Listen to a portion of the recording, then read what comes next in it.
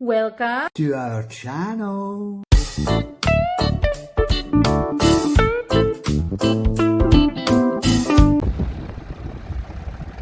Auto Dexter was in production from 1957 to 1964, and it came in several guises.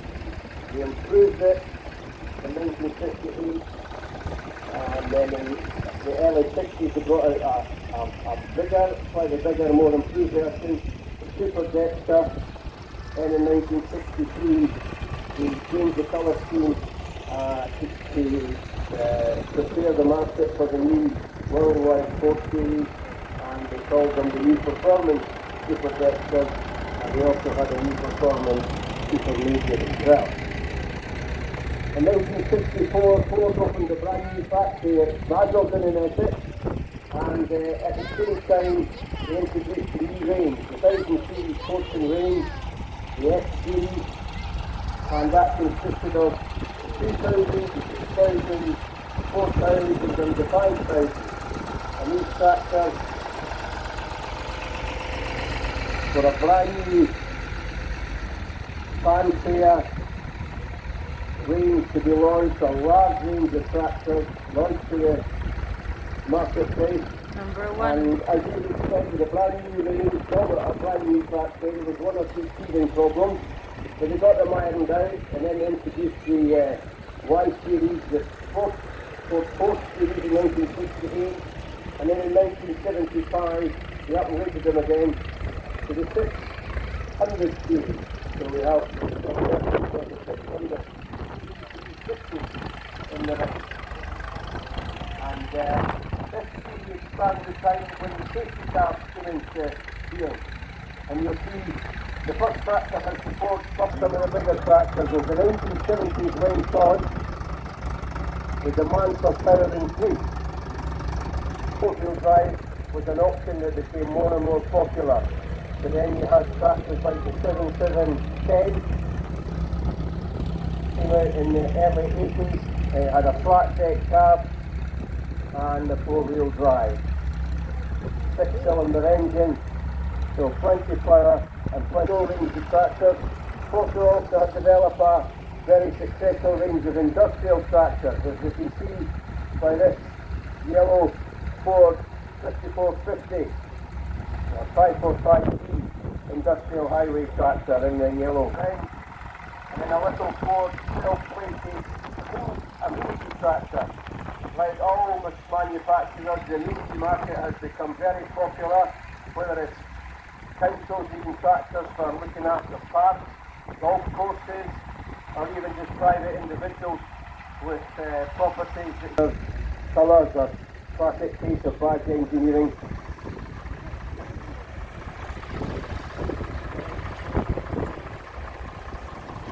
But it's also nice to see one or two of the tractors with implements on the back.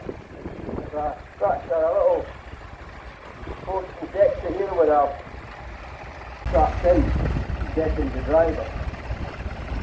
And another nice tractor with a Martin Wartime Thunderbar mower on the back end. It really is nice to see the exhibitors bringing implements along with their tractors that lets you tell the whole story. The tractors are only really telling half the story.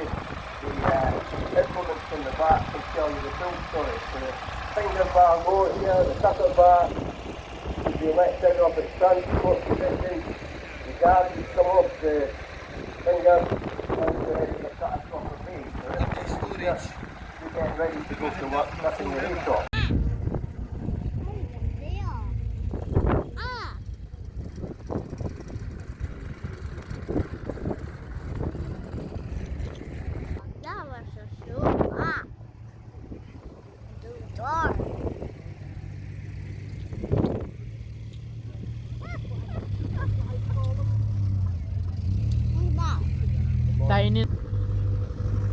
Now we have our vintage commercial vehicles.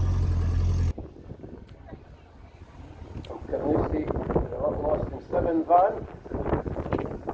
And the options keep coming as we have an option. Look, fire. Gypsy station wagon. And then a Morris 1000 van badges in Austin as well.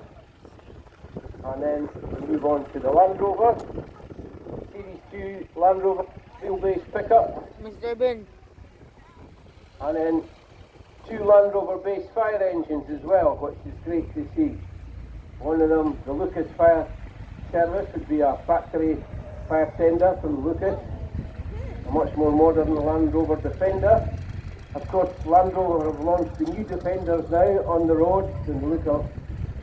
You can still see some of the design has kept sort of similar, but a much more modern vehicle. A little mini van. Neil Redford, electrical contractor of Keith, up in the northeast there, and it's great to have some of these guys come down this distance. And you'll see these all light commercial. These are the Stand up, short stand up. lightweight end of the commercial section of the vintage movement. We do have the heavyweights as well, but the lightweight vans are not much heavier than cars, and these were the little vehicles that tradesmen would use, shops would use for deliveries, little runabouts, get sent out to collect parts from motor tractors to bring them back to the garage, or they're out delivering fuel. The tradesmen would use them, the joiners and the plumbers would use them, shops would use them to make deliveries out into the countryside. In the days when a lot of your groceries were all delivered. Of course, that's all coming back again because all the need. Remember, to us, it's the military vehicles, so I saw some of the military vehicle guys sitting about, so military vehicles will follow this parade. And first one in the ring is Raymond Smart, another local rider with a Pops up, up, 80. This tractor was built by Oliver, but we had an agreement with the Cupar Company of Canada, and Cupar also marketed the same tractors. There was quite a lot of Cupar products brought over to the UK, such as Cupar Cloud. Cupar clean separators came over and were marketed as Lister. Then we have the Caterpillar D2. Jim Hare down from Brecon, great Caterpillar man, still uses some of the more modern steel track Caterpillars on his farm. One or Series 2 there, through from Kinross, Series 1. First one, I think, the Series 3 with the Mustang air cleaner. Alice Chalmers Model B, the tractor that Alice Chalmers brought out for the small farmers of America that maybe only had one pair of horses. They brought out the little Alice Chalmers B, and it proved originally an armaments manufacturer, and they started making tractors just after the workers tractor that a great many stock farmers took favour to. Very noisy. Then an Nuffield 4.6 set driving position to make it easier to do row crop work.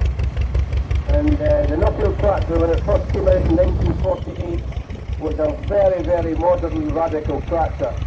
And it was actually more sophisticated and more options than what the original diesel makers had. Then, in 1969, with all the Leyland takeovers of the British Motor Company, the Leyland brand came into being. Well, it's cheap, with all the accessories on it. They are fast, Rama, because they are military, they are fast. And see, I told you. The weaponry is at the top end. Wait, two of them, look. Gun at the top.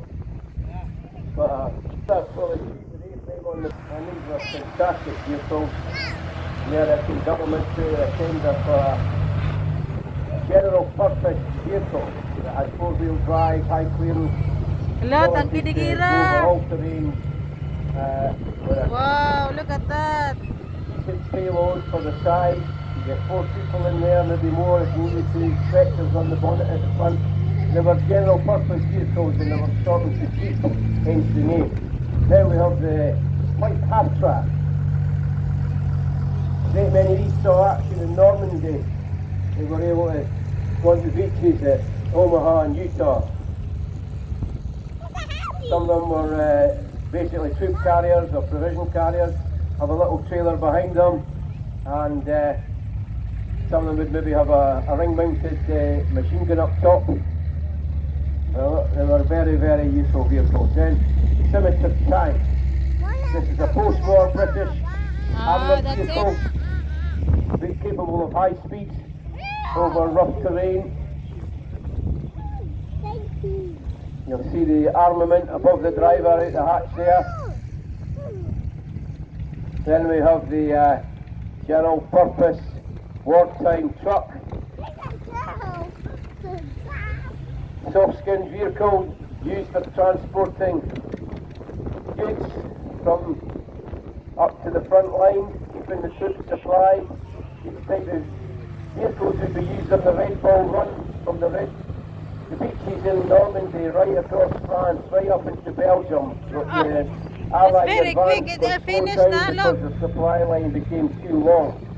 And until they could break through it, take the port of Antwerp and get their docks closed. Land Rover, long wheelbase Land Rover, soft-top Land Rover, used in all theatres ever since the end of the war. Land Rovers have served everywhere with our military forces. And the little Daimler scout car there. It's an armoured driver's compartment,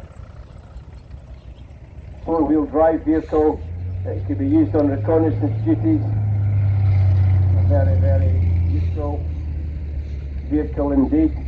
There is a motorbike and sidecar now. Enter the...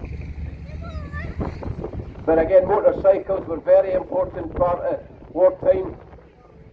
They could be used in a reconnaissance role, but a great many were used in communications roles, dispatch riders, moving orders and all sorts of information between the front line and back to headquarters. A huge number of motorbikes. Britain had the BSA and the Triumph were the main bikes for the UK Armed Forces. Germans used the BMWs, Americans used Harley Davidsons, Indians. The bike that But the half track is really nice to see.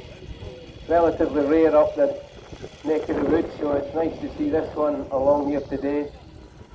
A lot of these military vehicles would be used with petrol engines during the war, but a great many have subsequently been shifted to diesel engines just to make them a bit more convenient and costlier, less costly.